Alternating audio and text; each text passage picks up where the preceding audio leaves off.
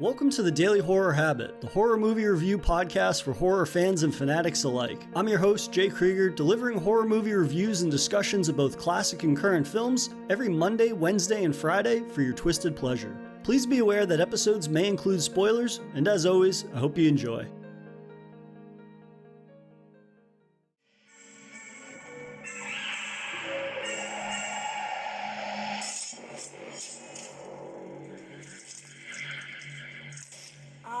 Two young lovers. You want your fortune told. We want to see what our life is going to be like. What part of life? When we get old. Are you sure? Yeah. You must see it all to the end. There's nothing outside. I'm going outside anyway. There's nothing outside. Nothing. One of these times, the door will open in your life, and you will step into the amusement park. Oh, no, it's fun. You'll like it. You'll really like it. Full of hope, anticipation for the future, and curiosity for what you will find there.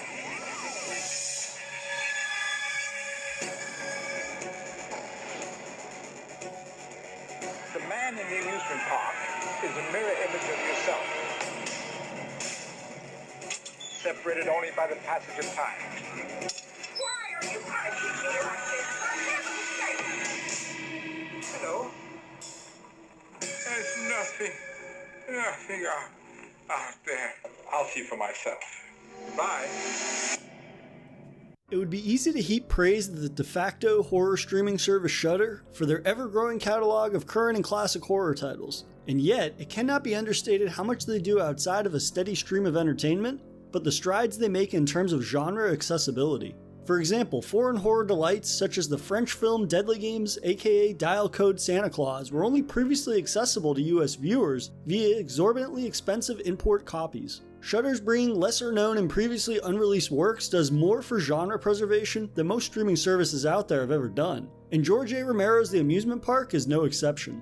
Currently streaming on Shudder, The Amusement Park is a long-lost project of Romero's that had previously never seen the light of day. Part PSA and part Twilight Zone-esque social commentary, The Amusement Park presents the stark reality that we, as a society, frequently fail our elderly members. The viewer takes a stroll through an initially unassuming amusement park in the shoes of an elderly man. This casual visit quickly becomes a surreal nightmare, serving as a poignant metaphor for the overlooked plight of the elderly experience in America. Originally produced in 1973, The Amusement Park was initially shelved by the Lutheran Senior Life, who commissioned a PSA on ageism, deeming Romero's nightmarish approach to social commentary to be a tad too disturbing for public consumption. Though thanks to the efforts made in 2017 to bring the film to the masses, through a partnership with Suzanne Desrocher Romero, and with support of George A. Romero's Foundation, a 4K restoration of the film was made readily available.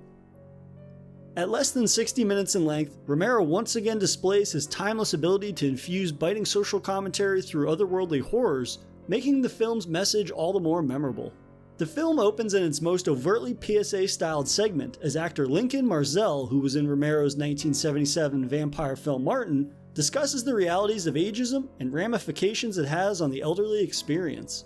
And then, in typical fashion, Romero takes these realities and turns them into a nightmare that transcends time. It's a soberingly dark intro, reminding the viewer that the things we cherish most in life, activities and freedoms that are intrinsic to our quality of life, can gradually become out of reach as we age.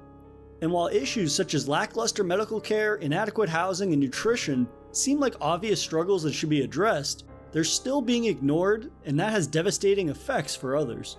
Romero asks the audience to attempt to picture themselves having to rediscover their place in a society they've been a member of for decades, which has seemingly left them behind. This has resulted in the elderly experiencing extreme loneliness and feeling slighted by a lack of compassion from younger generations of society. From the outset of the amusement park, the audience meets our elderly protagonist, battered and on the verge of being catatonic, sitting in a sterile white waiting room.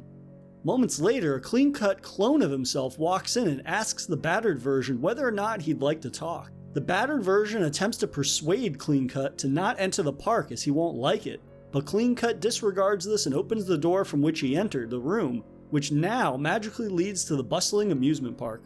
And now for a brief intermission. If you've been enjoying this episode of Daily Horror Habit, please take a moment to subscribe to the show on your preferred streaming platform or leave us a review on iTunes. And thank you for your continued support, and I hope you enjoy the remainder of today's horrifying episode. Other than the supernatural entry, the park seems unassuming enough, but in true Romero fashion, that won't last for long. As our protagonist quickly encounters the first instance of discriminatory practices when attempting to buy tickets for the various park attractions, he's greeted to a never-ending line of elderly selling their prized possessions for the modest sum of, well below their actual value. This instance highlights society's willingness to use their power of youth against the elderly, choosing to enable predatory practices against those who struggle to adequately advocate for themselves or have basic financial means.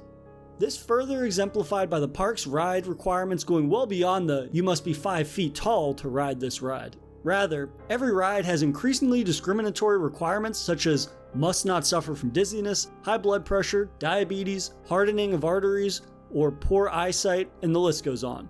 There's a distinct lack of subtlety to Romero's exploring of this subject matter, and to be honest, that's really the point.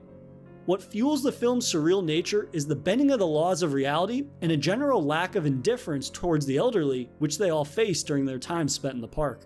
Whether it's the elderly being subjected to eye exams before being allowed to drive bumper cars, or the young and wealthy being served Michelin star tablecloth meals in the middle of the park, while the elderly are served the equivalent of a meatloaf surprise, Romero is wholly unconcerned with this loud and boisterous rendition of hell. But despite the numerous otherworldly personifications of Romero's cynical mind, nothing is as disturbing as society's indifference to suffering. By the end of the film, our protagonist is badly battered and bleeding, and he's preyed upon by the crowds of youthful, frantic energy. The elderly are treated as if they're something that needs to be stamped out, removed as you would a spoiled carton of milk. His pleas for assistance after being beaten fall on deaf ears, and he's left to roam the park until he finds the door back to the sterile white waiting room he had found a clone of himself in earlier in the film.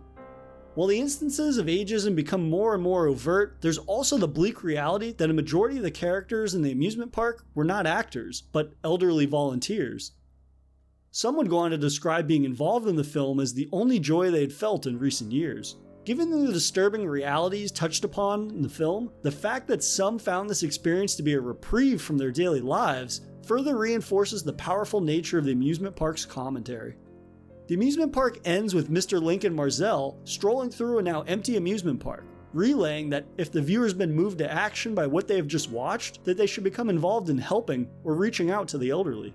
He does this while also stating the blunt reality that none of us can escape: one day we will be old too. So, if you're looking to experience a long-lost Romero work that is further proof of his prowess as a riveting filmmaker, check out The Amusement Park, which is currently streaming on Shudder. And that'll do it for another episode of Daily Horror Habit, your source for horror movie reviews and discussions every Monday, Wednesday, and Friday. If you enjoyed this episode, please subscribe to Daily Horror Habit on your preferred streaming service, and follow the show on Instagram at Daily Horror Habit and on Twitter at Daily Horror Pod for episode updates. Thanks again for listening, and I'll see you guys next time.